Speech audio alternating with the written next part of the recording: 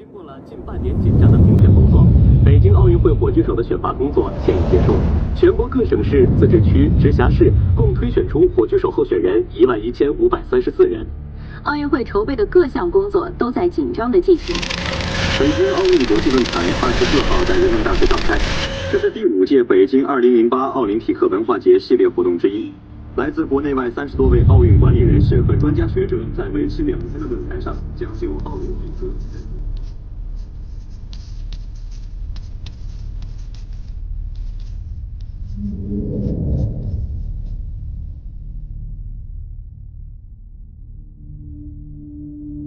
物理学不存在了。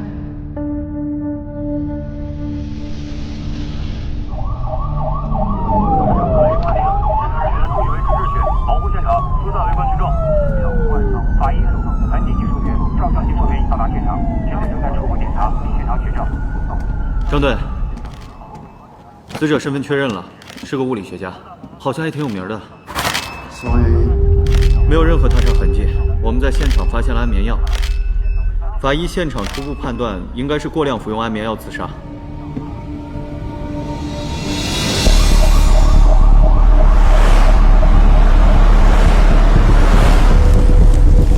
所中心现已到达死亡现场。经初步的了解，这是要咬动死亡位置。其他综合的情况，其表无外伤。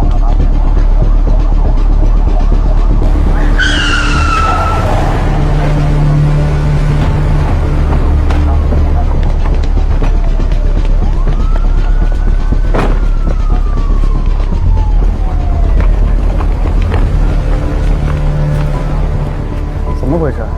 现场已由军方接管，还请警方配合。军方？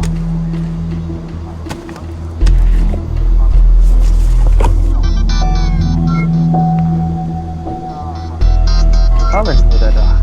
他不是被停职了吗？这是军方指令。辛苦您同志。麻烦您尽快交接。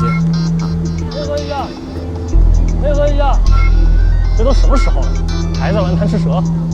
我们史队常说，办案子就跟玩贪吃蛇一样，既要咬紧不放，还要有耐心。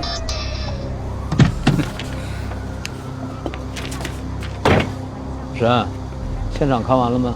史队，初步检查是自杀，这是证物。史队，总指挥说了，明天都会照旧。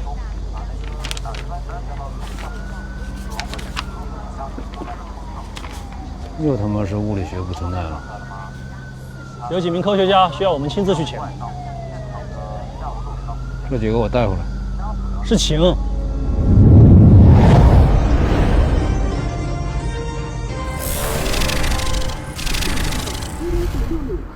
欢迎收看《接触科学》节目。科学界又发生了一起令人惋惜的事件：著名物理学家杨某于6月3号晚在家中自杀身亡。据了解，近2年来已有数名科学家自杀离世，这对于科学界可谓是一场巨大的灾难。为此，我台邀请了著名生物学家潘寒来聊一聊他对此事的看法。你好，潘先生。你好。您曾经成功预言了转基因错误造成的生态灾难，那么对如今数位科学家自杀事件，您怎么看呢？我始终认为，科技的过度发展是人类社会的一种病。技术爆炸性发展，就像癌细胞一样飞速扩散，最终都是导致其寄宿体的死亡。您的意思是，如果地球毁灭的话，是永远性。作为科学工作者，只是更早意识到这点罢了。那从您的角度出发，您认为如何才能避免地球出现毁灭呢？你们是汪淼是吧？哎，不好意思啊，这不能抽烟。是。对不起啊，王教授，我们是公安局的，这是我们的史强队长。成，楼道里聊吧啊。啊，不好意思，楼道里也不能抽。你们找我是有什么事儿吗？王教授，我们是想了解一下啊，你跟科学边界学会的成员有接触，是吧？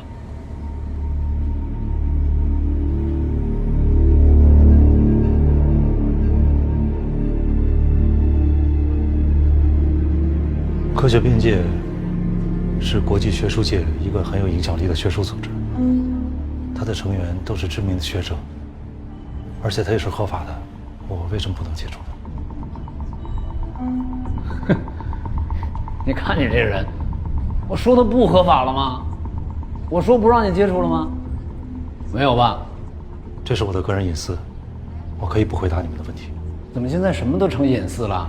你作为一个著名学者，那你是不是应该对公共安全负责呀？那我作为一个普通的公民，我也有权利不回答你的问题，请自便吧。哎，等等，不让你关门了吗？给他个地址和电话，下午走一趟。你们到底想干什么呀？我们想干什么？高教授，刚才请别误会，下午有一个重要的会议，要请几位学者和专家参加，首长让我们来邀请您。我下午很忙。啊，我知道，您下午有一个采访，是2家科学杂志，3点钟您的实验室内部有会。您放心，我们已经帮您把时间都重新安排了，首长也已经向超导中心的领导打了招呼。啊，这是我们的证件。好，下午我准时到。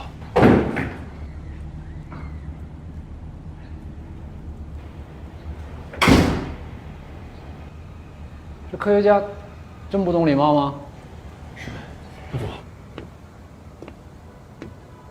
史强这人怎么这样？首长点名要他，应该有什么过人之处吧？真不知道这种人是怎么进的作战中心。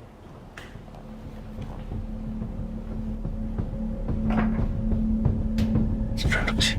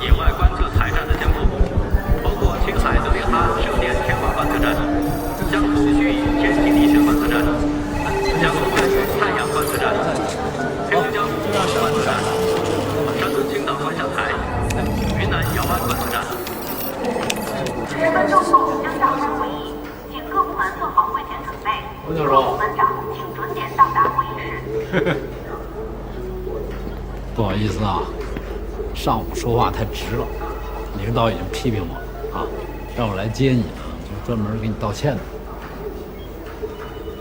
怎么样，这地儿觉得奇怪吧？第一次来都觉得奇怪，这么机密的一个机构怎么设在这儿呢？这原本是一艺术博物馆，没开张就被征用了。来来，那你这，我听说你最近在研究什么新材料？是，纳米材料。我听说那玩意儿，一根头发丝出去能吊起一辆大卡车，那要是被犯罪分子给偷去做一把刀，那么一下就把那卡车劈成2半了，是吧？首先根本就不用做成刀，只要用纳米材料做成头发丝1%细的一根线，把它拉直了在路面上，就能把过往的汽车像切奶酪一样切成2半。哦，第二，只要想犯罪，什么不能用于犯罪？挖鱼鳞的刀都可以。也对，那鱼都能做成武器。我办过一个杀人案，知道凶器是什么吗？是那个冻在冰箱里的罗非鱼。那鱼冻硬以后，后背那一盘刺儿，那就是锋利的刀。史强队长是吧？对，姓史名强。你们今天下午叫我过来开会，不会就为了说这个吧？啊，没有，没那意思，就是闲聊啊，带你转转。你看，这博物馆就是好啊，它告诉我们人呐，终有一死，死以后都会变成这样的大骨头架子。那您是想多了，现在我们都是火化，而且这个叫化尸。哦，对，哎，你说你们搞科研的，火化以后会不会出舍利子？哎，走，边走边聊来。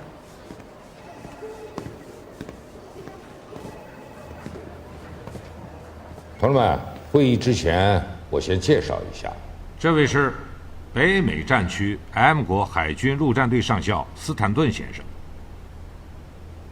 这位是 T 国陆军上校 Max 先生，同时他们也是北美战区和欧洲战区的联络人。这2位是非洲战区，这些个人都是想从我们这儿套情报，但是他们什么都不告诉我。大洋洲、亚洲，我在这儿有段时间了，还跟你一样，什么都不知道。以及联合国的代表，在这儿我就不一一介绍。同志们，会议开始。没错，今天同志，这里称呼同志。到会的同志们，同志，介绍一下，在全球各战区，我们这里已经成为了焦点。目前，敌人的进攻加强了，目标仍然是科学界的高层。加达约克大学的戴维教授是宇宙中微子探测的先驱，于1个月前自杀。A 国的天体物理学家哈特于13天前自杀。T 国是此次科学界自杀灾难重灾区，精密光谱领域的奥古斯特教授、原子核结构研究的鲍尔教授等5人先后殒命。最近一段时间，全球各地的科学家自杀人数急剧增加。你们面前都有一份自杀者的名单，可以看一看。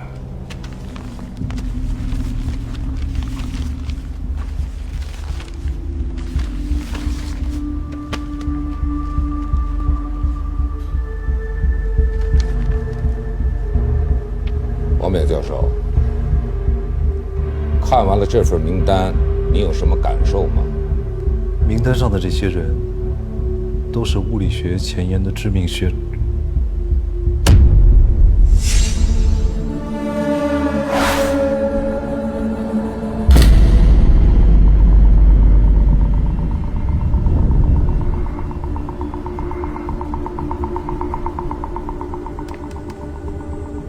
认识？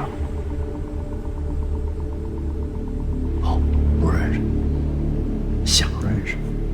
名单上的这些科学家，都是在不到2个月之内相继自杀。什么时候发生的事情？王教授问的是最后一个自杀者，杨东是吧？杨东是最后一个自杀者，前天晚上服用了过量的安眠药。他死得很顺畅，没什么痛苦。他们为什么会自杀？有一点是可以肯定的，他们自杀的原因基本上是相同的。大多数自杀的科学家都在遗书中质疑了人类的物理学根本就不存在。这个档案袋里有他们的遗书，会后你们可以仔细的看一看。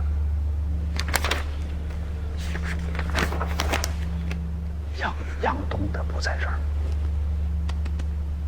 哎，丁仪博士，能把杨东的遗书给王教授看一眼吗？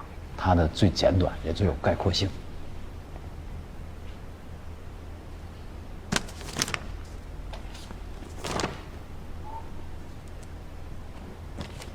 谢谢。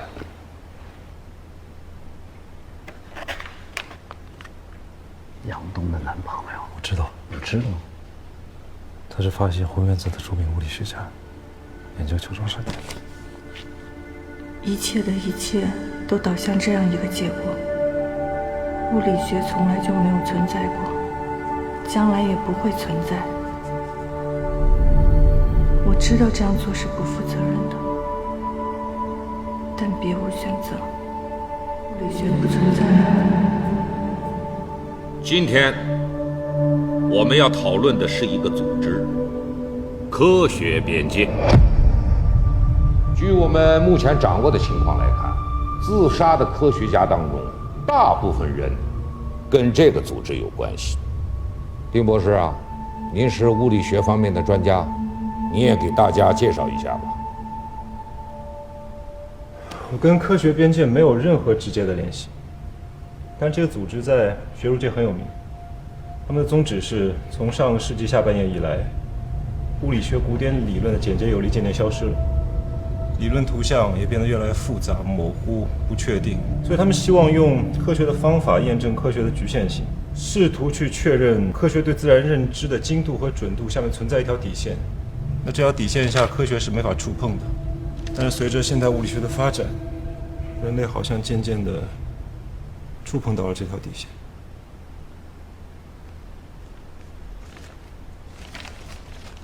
丁一博士，你能把这事儿说得更清晰一些吗？我已经说得很清楚了。丁博士，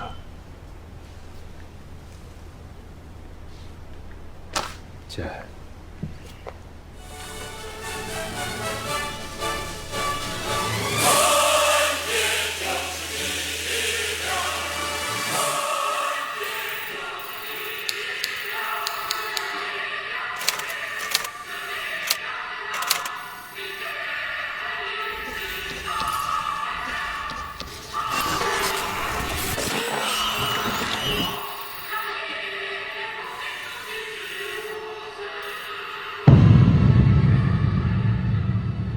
自我介绍一下，常伟思。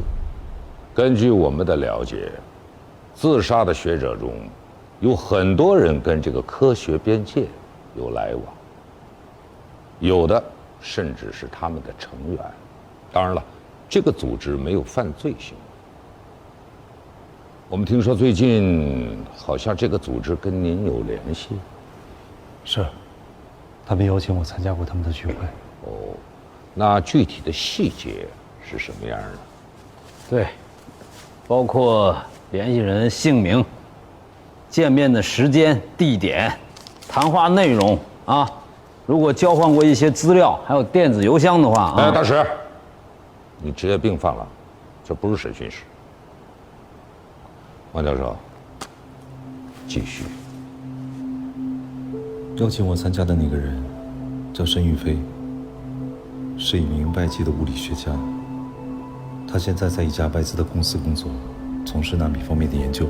我们是在一次技术研讨会上认识的，在那次研讨会上，他给我介绍了一些物理方面的专家，有国外的也有国内的。然后呢？没有然后了，我们之间可以聊的话题并不多。为什么？我从事的研究是应用物理，他们聊的是基础物理，在这方面我不太行。所以基本上我是听他们在讨论和争论，但是这些人思想都很深刻，观点也很新颖。虽然听他们聊天，但是对我的思想也会开阔不少。他们没要你加入，邀请了，但是我精力有限，所以我就拒绝了。说实话，我说的就是实话。我没有必要对你们隐瞒什么。物理学要是不存在了，那你的纳米怎么办？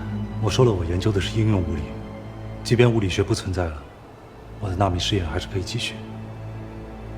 王教授啊，是这样啊，我们今天邀请您来的目的呢，是想让你加入这个组织，想通过您这个渠道，了解他们内部的一些信息。您的意思是要我去做卧底？卧底？笑什么笑？你说的没错。只是想了解一些他们内部的情况而已。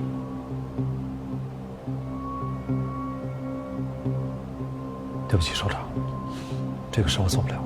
王教授啊，调查这个组织呢，很复杂啊。我们呢是如履薄冰，如果没有您的支持，我们将寸步难行。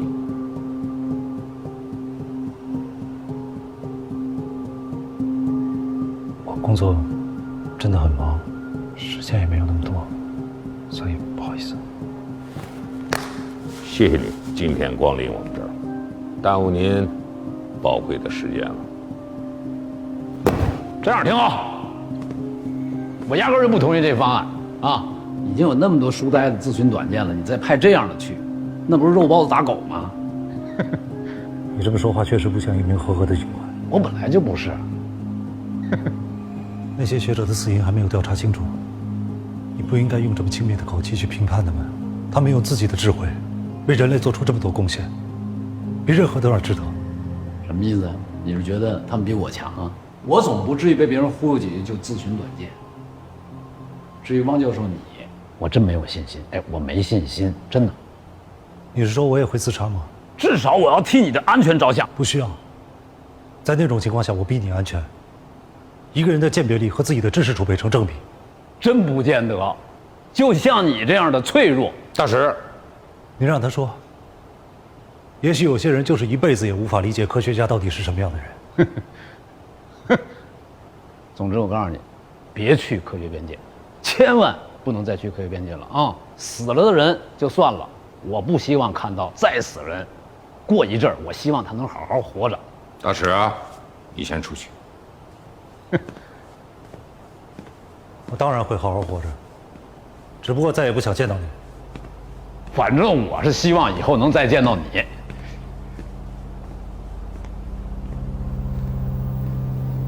那个大使啊，就是那么个脾气。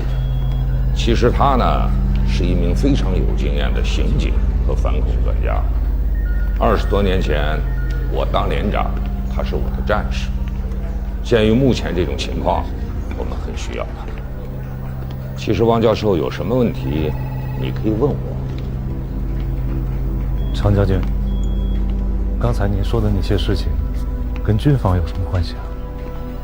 战争跟军方当然有关系了。战争在什么地方？现在全球医术热点都没有，应该是有史以来最和平的年代了吧？很快，你和所有的人将会明白一切。那您的意思是，我们即将要面临战争吗？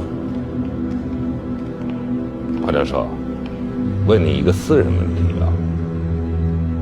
你的人生中发生过重大变故？我说的这种变故，就是突然间改变了生活。比方说，你睡了一觉，当你醒来之后，突然发现这个世界完全不同。没有。好，那你的人生属于一种偶然。世界很大，变幻莫测的因素也很多，那你的生活居然没有变故啊！可是大部分的人不都是这样吗？那大部分人的人生都属于偶然。那之前多少代人也都是这样平淡的过下来的，都是偶然。常将军，请原谅我今天理解能力确实太差了。您要是这么说，那岂不是？是的，整个人类世界都是偶然。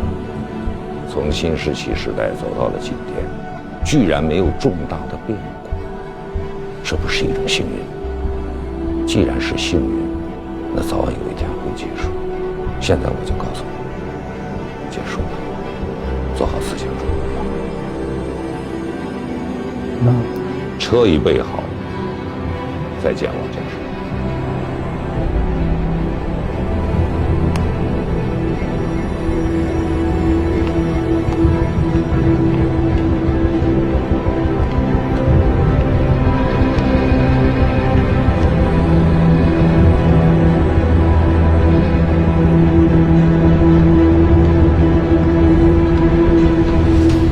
全球各地的科学家自杀人数急剧增加。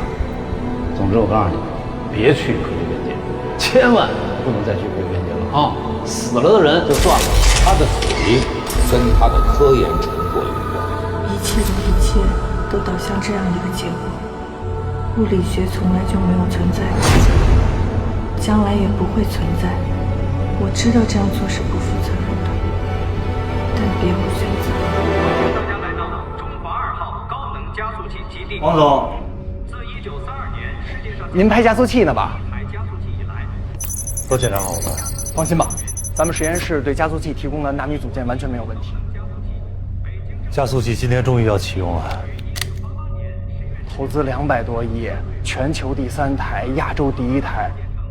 没想到第1次运行，居然交给了这么一个年轻的科学家。那个结果已经出来了，测试报告就在这儿。The superintendent with this collider test data. Do you think this set of data is normal? The 3 sets don't correlate, but the doctor said what normal is abnormal. But I'm curious, where did the data come from? Liangxiang Accelerator Experiment Base. You know, my student, Yang Dong, just started the experiment. He didn't finish. There are no test results. There is nothing in the lab. Impossible. So where did you get the data from? Liangxiang Accelerator Experiment Base. These are the experiment data Yang Dong will receive today. 加速质子，第1阶段，分离磁极开启装载功能，注入粒子数，倒计时，5、4、3、2。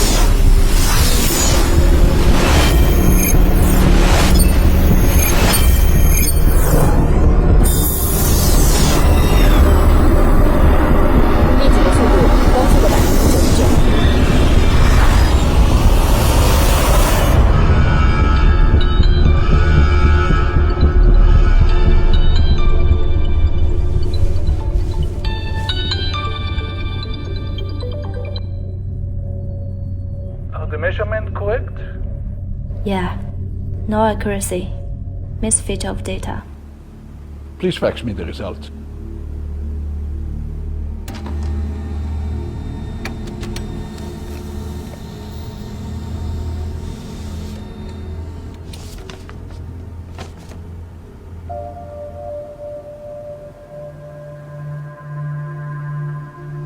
The all test results are accurate, and yet you had them before. Who are you? How did you get this result? Look at it. It's trying hard. Climbing over bricks, over the steel. The glass. Through the glass, it sees you and me. It thinks it couldn't get in because it hasn't found the crack on the glass yet. It believes a crack must exist.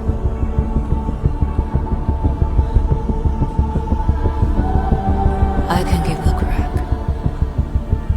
but it got no choice.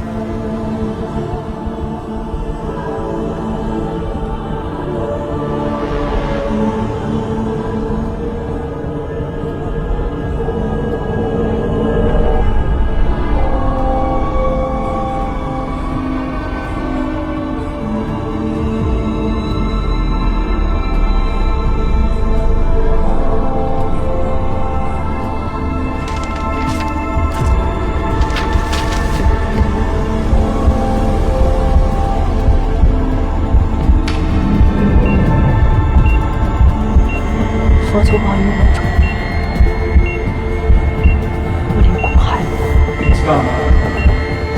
No more of this nonsense.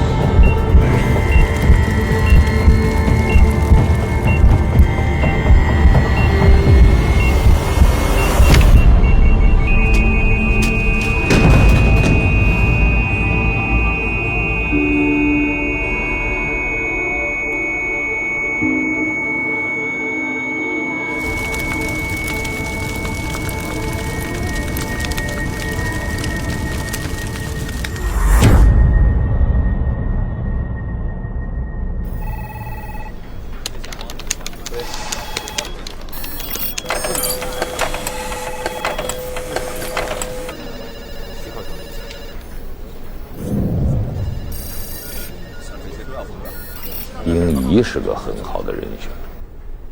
首先呢，他是研究基础物理的科学家；其次，又是杨东的未婚夫。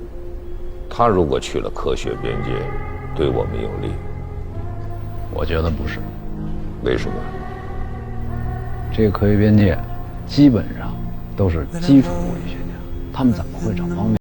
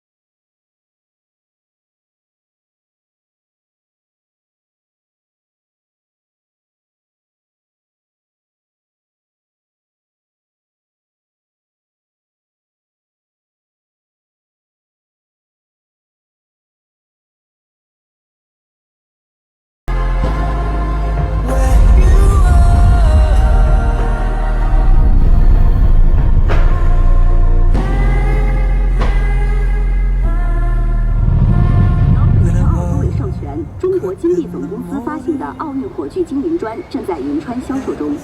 此次发行的北京2008奥运火炬金银砖共10款产品，背面是北京奥运火炬图案和第29届奥林匹克运动会火炬接力纪念中英文字样，正面图案是北京天坛，并用先进工艺标配了顶级物理会徽。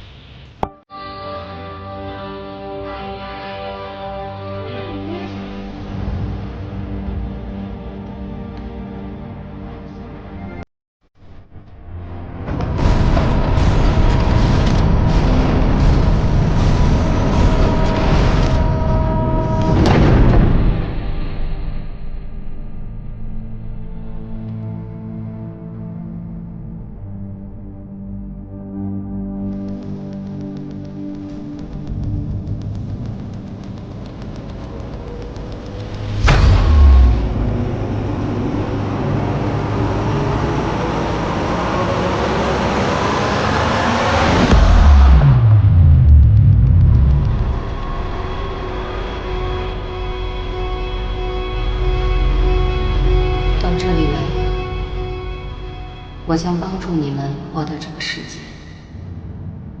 我的文明已无力解决自己的问题，需要你们的力量来解渴。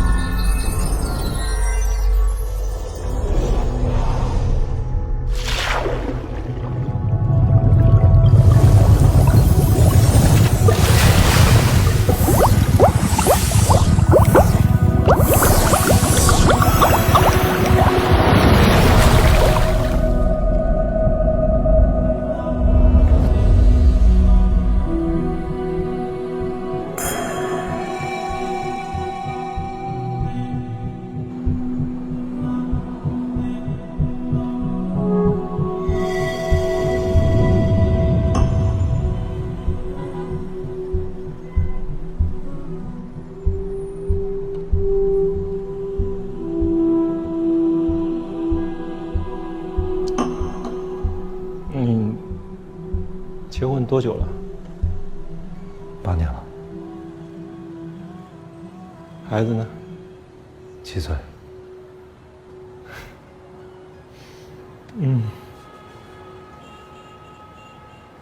我这房子本来买了就是结婚用的，还以为他真的会走进家庭呢啊。杨东，哎，他就像天上的星星一样，给你特别特别的雨，照到身上的光都是亮亮的。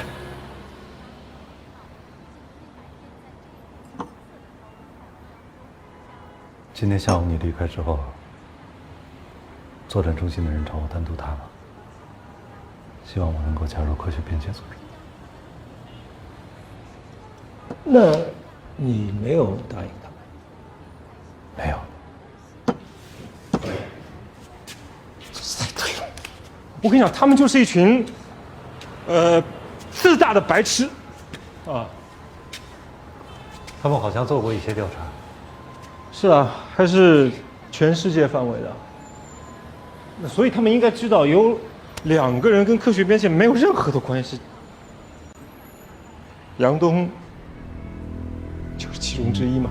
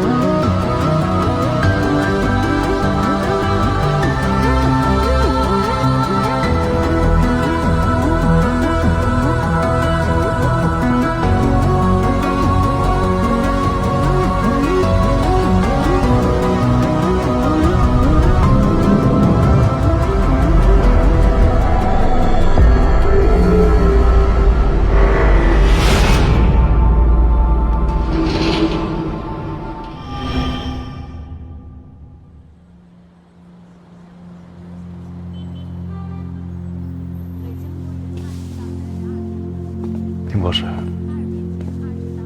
杨东他为什么会做出这样的选择？因为物理学不存在了。如果说物理学不存在的话，你现在松开手，你手里这本书应该飞在天上，而不是落在地上。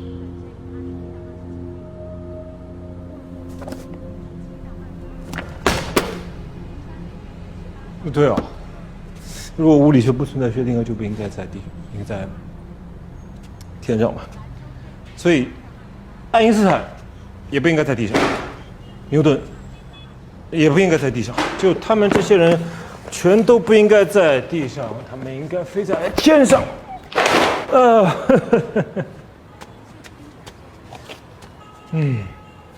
都在地上。会玩这个吗？会一点。我和杨东特别喜欢，因为它让我们想起了加速器中的粒子对撞。帮我收一下。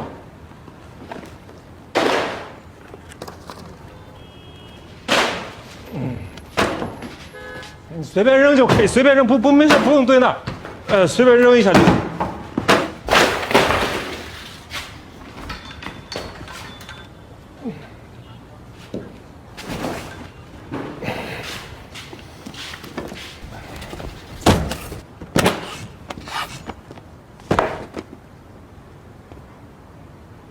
那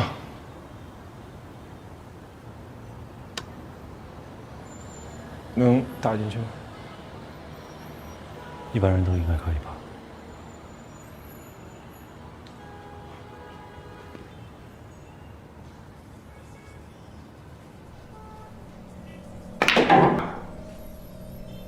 我们转个90度。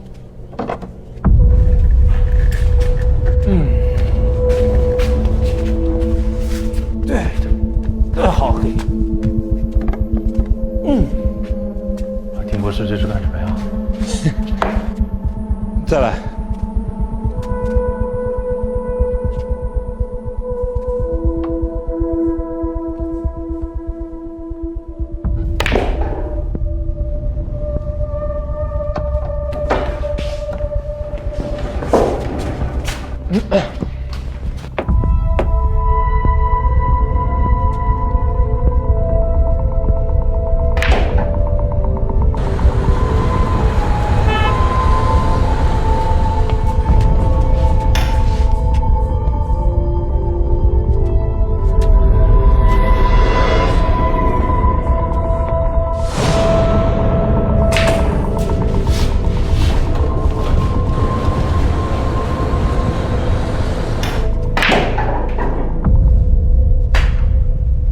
现在实验结束，我们来分析一下这个结果。我们一共进行了5次撞击实验嘛，前面4次都是在不同的位置、不同的时间，然后第5次跟第1次是在同样的位置，但是不同的时间。所以这样结果你不惊讶吗？5次撞击实验结果都一样啊。什么意思啊？我想请你用物理学的语言解释一下这样的结果。物理学的语言啊。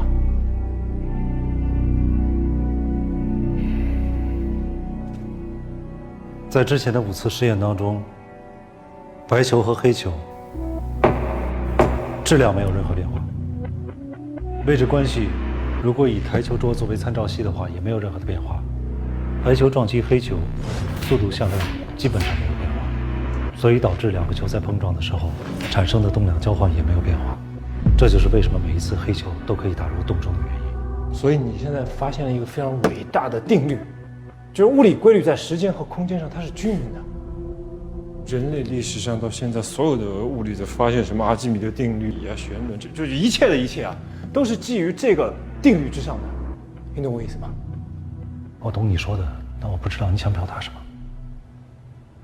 你敢不敢想象一下另外一种结果？第1次黑球进杆，第2次黑球呢黑，第3次黑球直接飞到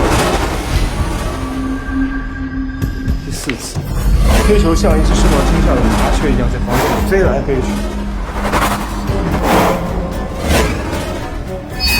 到第5次的时候呢，它以接近光速的速度飞出了这个桌子，打穿了墙壁，然后摆脱了地心引力，直接飞出太阳系。就像阿西莫夫的科幻小说里写的。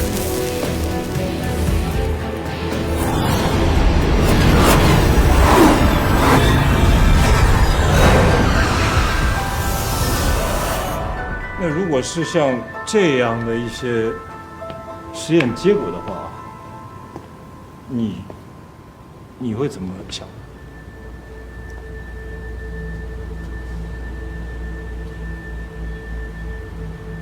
你和杨总都喜欢打台球，是因为打台球让你们想起了加速器里面的粒子碰撞，所以这样的事情真的发生了，在杨总的实验室里。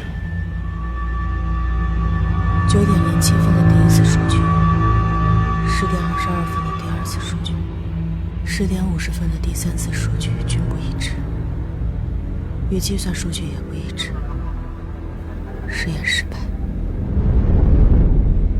发生了。可这本来就是实验的一部分，对于实验来讲，这很正常。对，就实验老实说，就数据不正常是正常的嘛，对吧？但这次不一样，就我们回到台球啊，如果第4次它这个黑球像麻雀一样飞来飞去，然后第5次黑球飞出了太阳系，那这样的结果，如果我需要你来验证的话，你能用推论得出来吗？我是研究应用物理的，对于这些我不太懂，但是我觉得应该不可能。这是你发给死者的传真，这几份都是吗？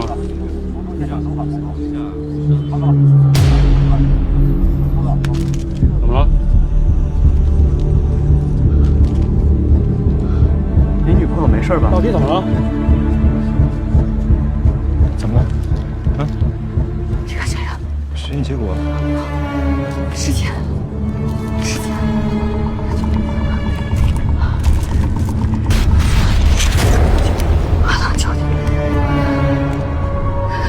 完全相同的数据，在他实验根本没有结束之前，已经交到了曼菲教授的手上，绝对不可能。在已知的物理学内，绝对不可能。我们觉得不可能，是因为我们现在相信物理学。杨东凌之过了，我也不知道，我也想知道嘛。就如果真的是这样的话啊，那么物理规律中的时间跟地点均匀这件事情就不存在了，那也就意味着，也就是说物理学不存在了。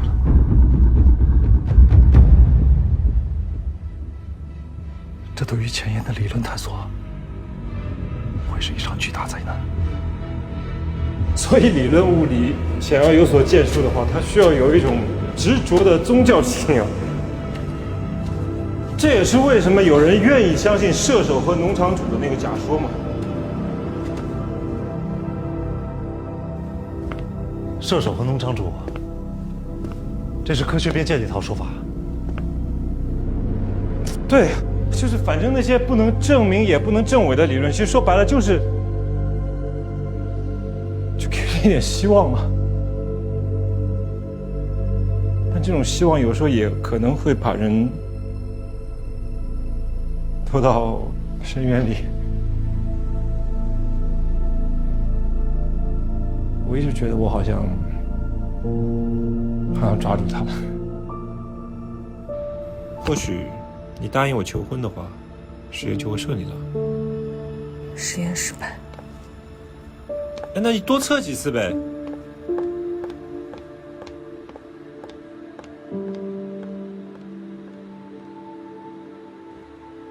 我可能错了。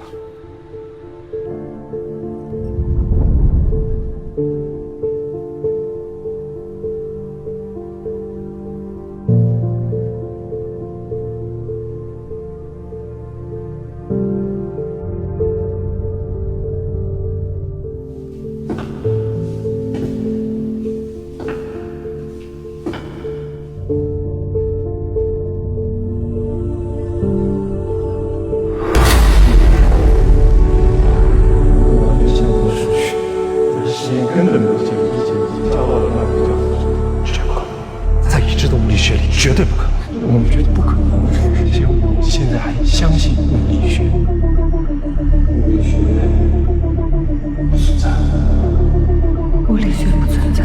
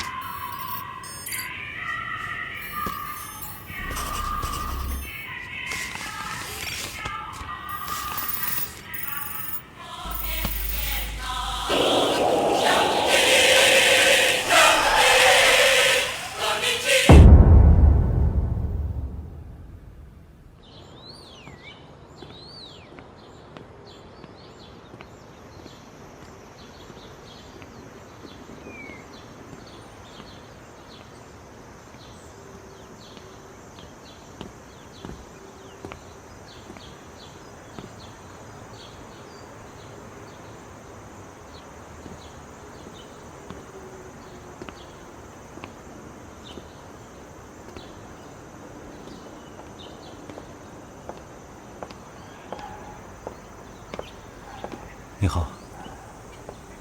欢迎你重新回到科学边界。打扰了。不，接到你的电话，我很高兴。你希望我能参加科学边界？我希望每个人都能参加，都来了解我们。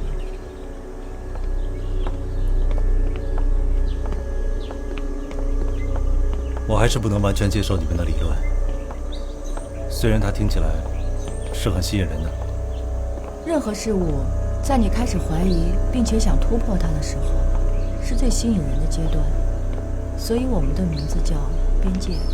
在这个地方能有这么大一个院子，主人一定不是一个普通人吧？这是我们一位会员的私宅，提供出来跟我们做交流用。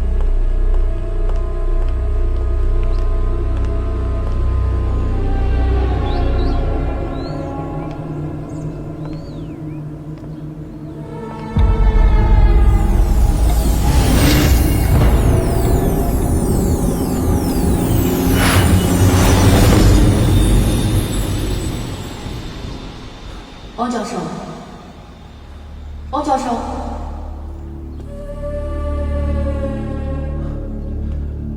这位会员是研究量子纠缠的吧？是的。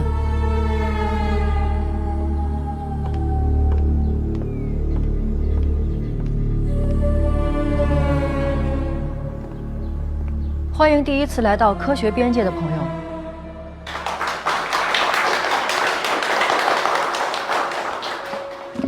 也欢迎重新回来的汪淼教授。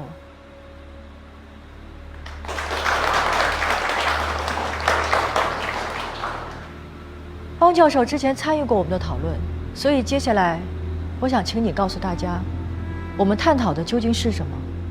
应该是射手和农场主的假说。假设有一名神枪手，在一个靶子上每隔10厘米打出一个洞。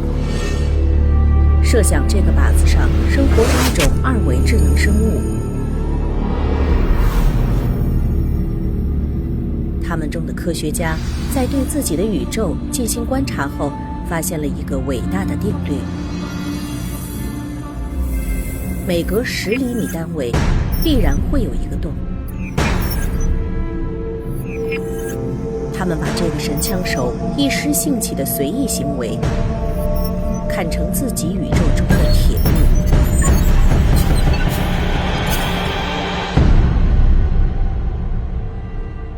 在2维世界的生物看来，那些每隔10厘米出现的洞，没准就是他们世界最伟大的神迹。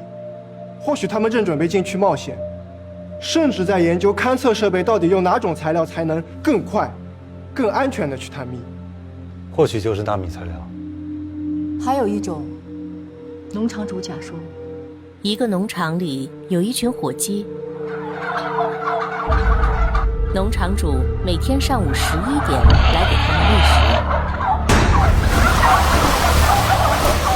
火鸡中的一名科学家观察这个现象，一直观察了近1年都没有出现例外。于是，他也宣布了自己宇宙中的伟大定律：每天早上11点。就有食物降临。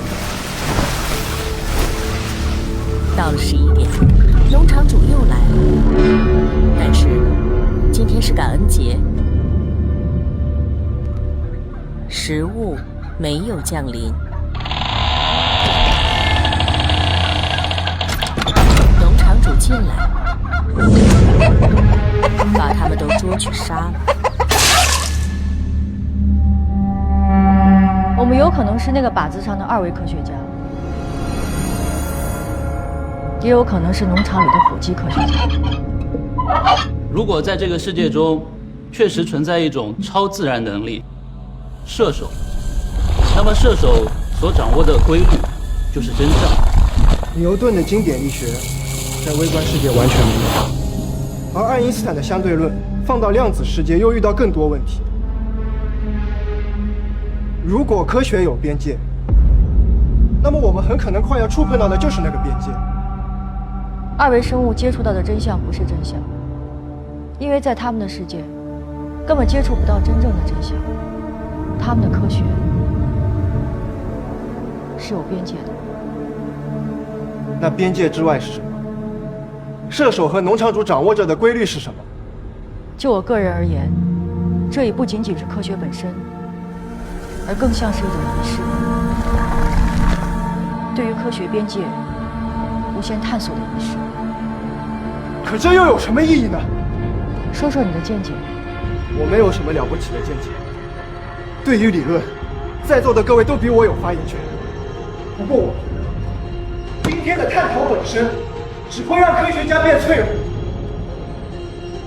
在我看来，这些假设根本无法证明是否存在。但如果大体上的二维生物能产生可能性，那这个无法改变的事，他们该有多绝望？你此刻的态度恰恰说明，不管你愿不愿意证明，你已经认可了这个假说。就算我认可，我也不会接受我是一个火鸡科学家。在此之前，你也许从来都没有想到自己有可能是一名火鸡科学家。我不会接受我是一个火鸡科学家。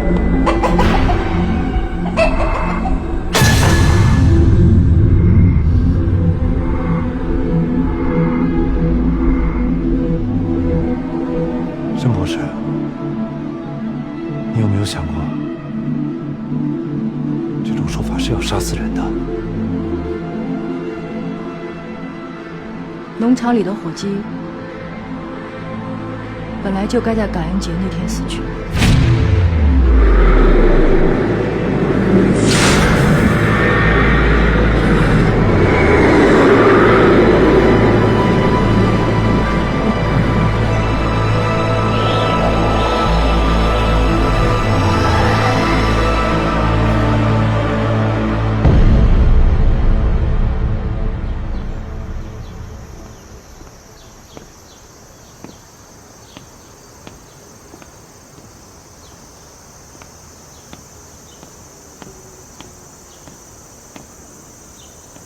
王教授，脸色不好，没睡好啊？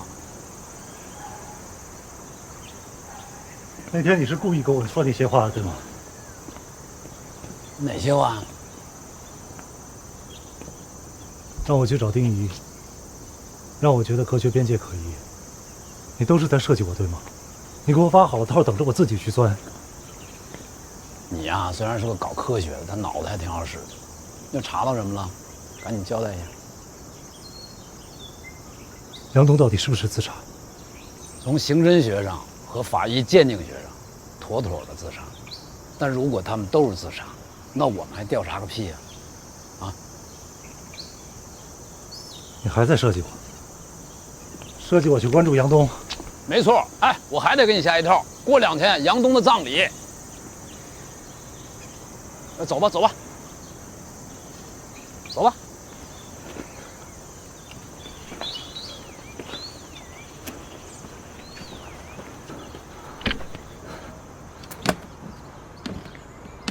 干嘛呀？开车送我下山。那是我车吗？你就拽？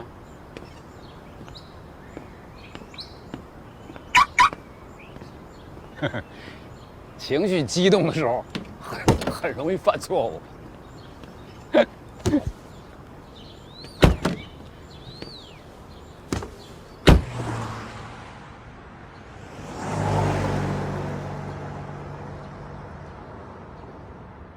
他去找了丁仪，又去找了申玉飞。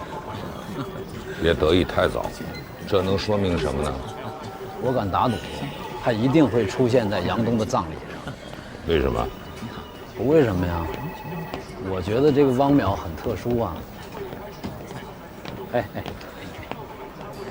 老常，这都这么长时间了啊，就一个科学家自杀案，你这么大个作战中心，真的一无所获吗？你该跟我说说啊！你都把我调来有一段时间了。我这个作战中心所有的事情都要向你汇报吗？你就把科学家的案子给我查清楚就行了。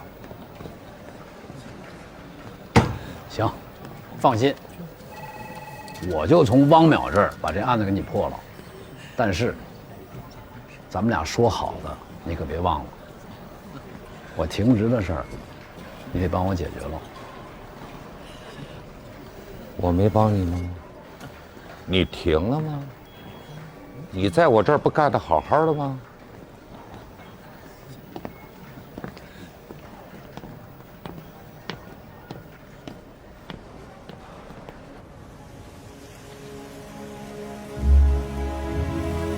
一鞠躬，再鞠躬，三鞠躬。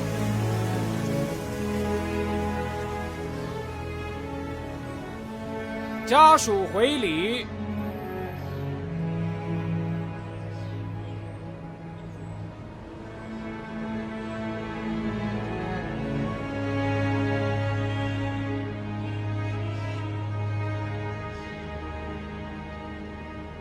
叶老师，你节哀。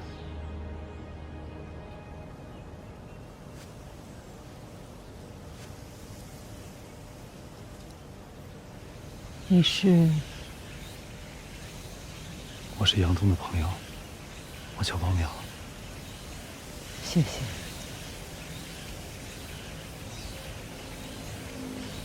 你也是研究弦理论的？不是，我是研究纳米的，应用物理。前2天我看了一个报道，就是关于纳米的。说的是一种超强度纳米材料，叫飞刃。那个就是我们现在这个实验室研究的方向。很大胆，很有前瞻性。你过奖了，叶老师。啊，前些天在良乡超弦模型验证试验那天，刚巧拍了一张杨东的照片。把它送过来给您留个纪念。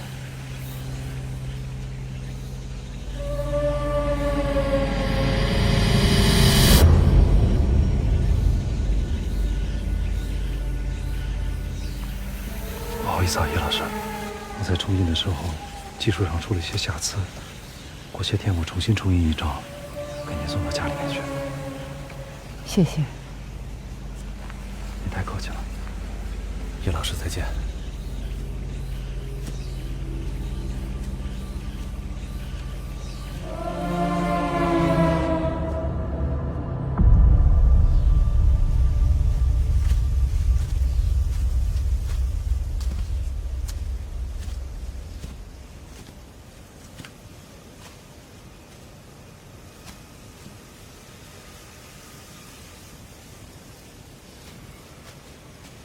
一身黑挺帅呀。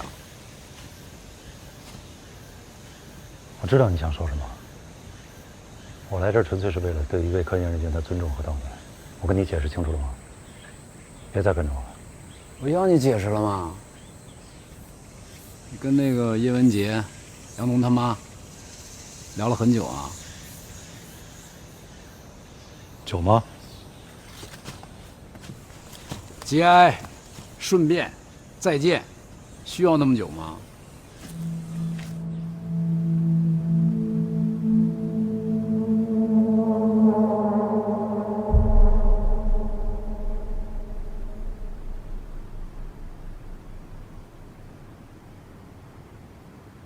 什么东西啊？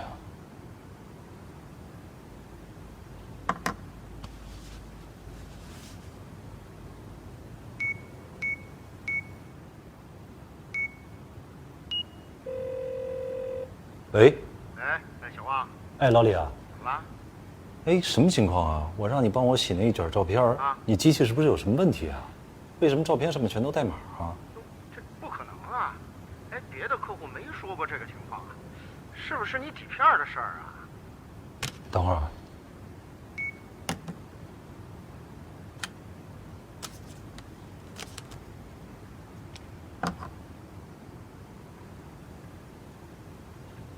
底片上也有，是胶卷的问题吧？我胶卷也是在你那儿买的。不能吧？哎，你相机的问题吧？会不会是调色计时窗了？不是，你什么机器啊？我徕卡呀，1988年的 M2，全机械手动的。哟，那可是好玩意儿啊！你可真舍得啊？不对呀。你这款机器应该没有计时功能。不是，就算有计时器的话，它也不可能出现在照片的正中间啊。那我就不知道了，要不你再查查。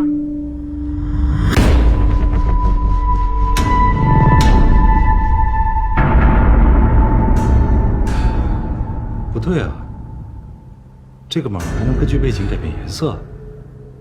啊？我先研究一下啊，不跟你说啊。得嘞。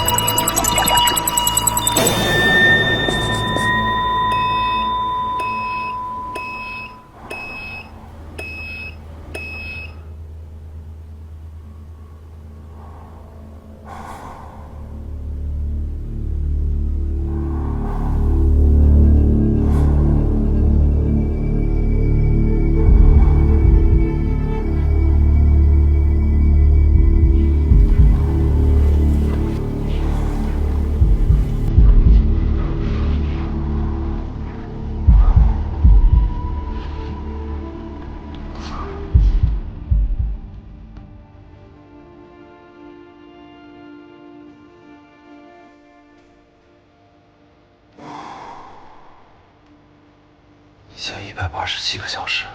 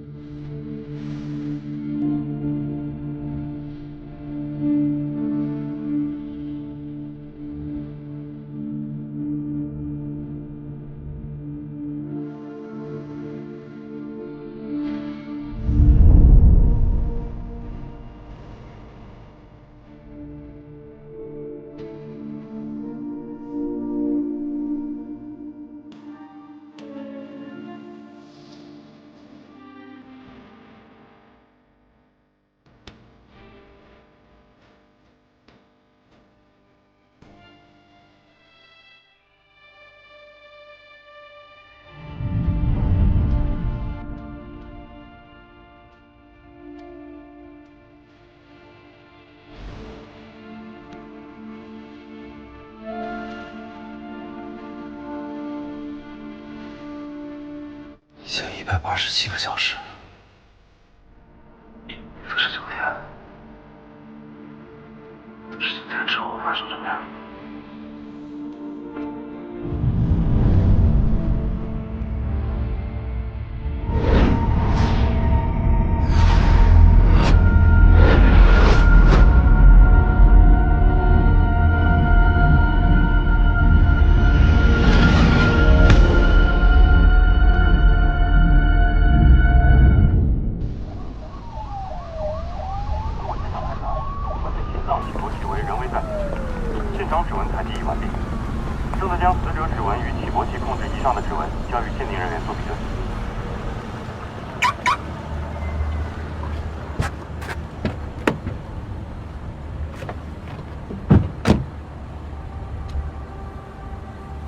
数据一模一样，那一定是时间打错了。